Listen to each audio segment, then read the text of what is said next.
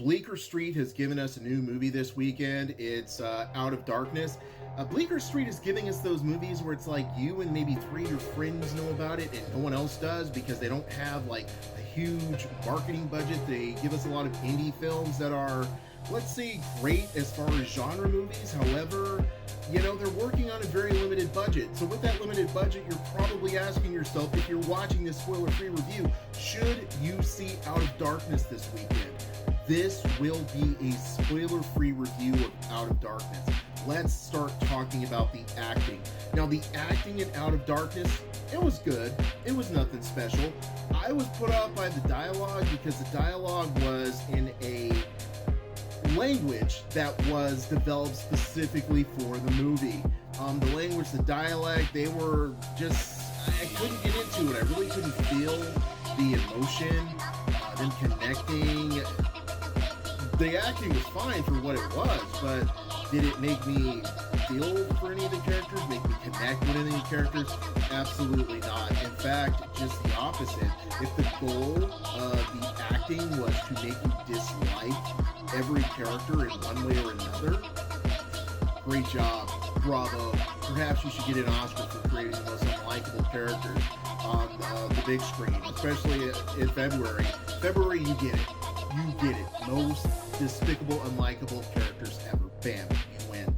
No nerd flags for the acting in Out of Darkness. Now let's move on to the action. Okay, blink your eyes real fast and turn off your lights on and on a few times so you can't see what's going on, because that's what you get with the action in Out of Darkness. It was like people are running and you're like, that's dumb, and people are running away and they're like, that's dumb, and things are happening, but it's near a flickering campfire and you're like, I can't tell what's going on. There was action. Yes, there was action. Do you know what's going on half the time? Absolutely not. No nerd flags for the action. How about y'all turn on some lights? How about y'all make a bigger campfire so that you just don't use that lazy cinematic trope of using shadows to create atmosphere and to make us wait to see the big reveal of the big bad, and focus more on actually maybe having a decent looking big bad and maybe having some good action. I get it.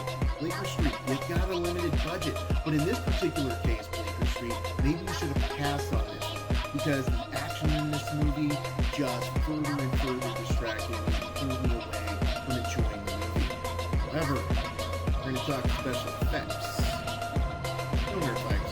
So, the reason we can't give a nerd flag for the special effects is because practical effects, those were okay.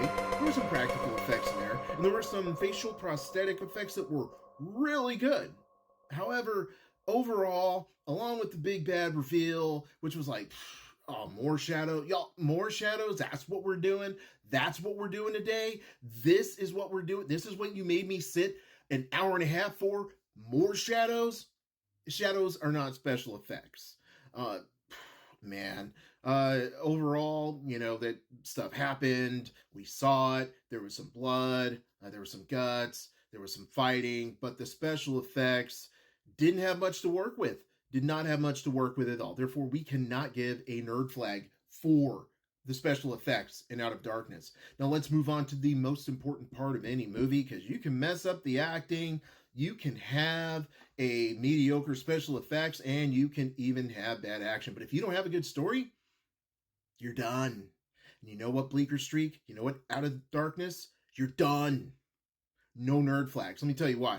Now this story, you've seen it 100 times before. It's nothing special. Run, stop and hide. Run, stop and hide. Oh my gosh, what's that? Run, stop and hide. Chase, run, stop.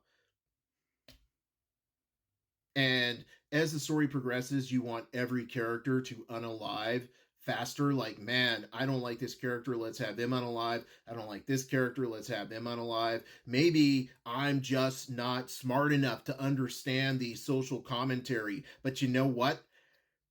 every character in this movie was unlikable. Therefore, you're hoping that this monster, this big bad, this big reveal at the end, it's just sitting there at a dinner table with a bunch of bones on the table and it's done. Like there's not a single character in this movie that's still there. All you want is out of darkness and onto the dinner table. That's all you want to see for all of these characters. So, if you're counting nerd flags, one nerd flag for the acting, and that's all you get out of darkness. So I would tell you this. Should you see Out of Darkness this weekend or on the big screen? Absolutely not.